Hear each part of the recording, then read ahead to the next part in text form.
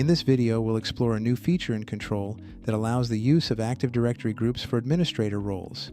Control offers various admin roles such as administrator and help desk admin support.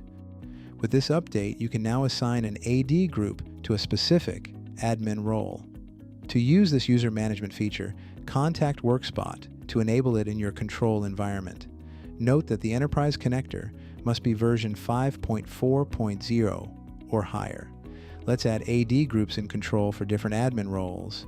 First, click on Setup, then Configuration, and navigate to the User Management section. Click on Sync Admin User and select Yes, then choose a sync interval. Search for an AD group to assign to the administrator role. For this demo, we'll select the Star X Admins AD group. Click Save. Now let's add another group.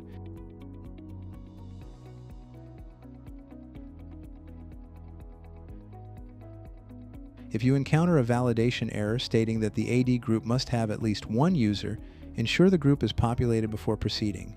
Next, we'll select the InfoSec Admins AD group and click Save.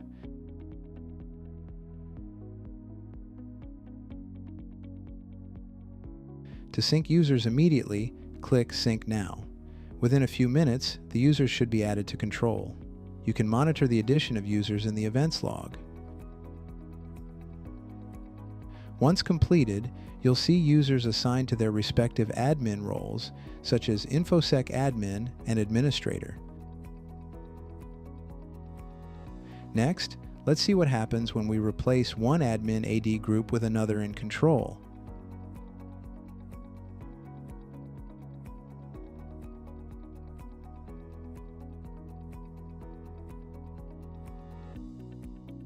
Click Save and then Sync Now. The events log will show the replacement process. As you can see, existing admin users are demoted to end users in Control. Let's discuss a few scenarios.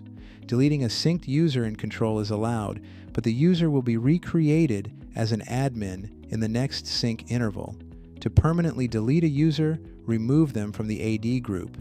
If you change a user's role from administrator to InfoSec admin, the change will revert at the next sync interval to the original role defined in the AD group. Make role changes directly in AD. When a user belongs to multiple AD groups, the role with the highest precedence takes effect. The precedence order is Administrator, InfoSec admin, Performance admin, Support admin, Help desk admin, and finally, End user.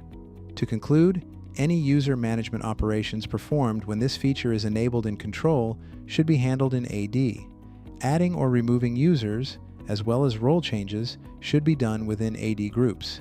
Syncing will automatically update Control accordingly. Thank you.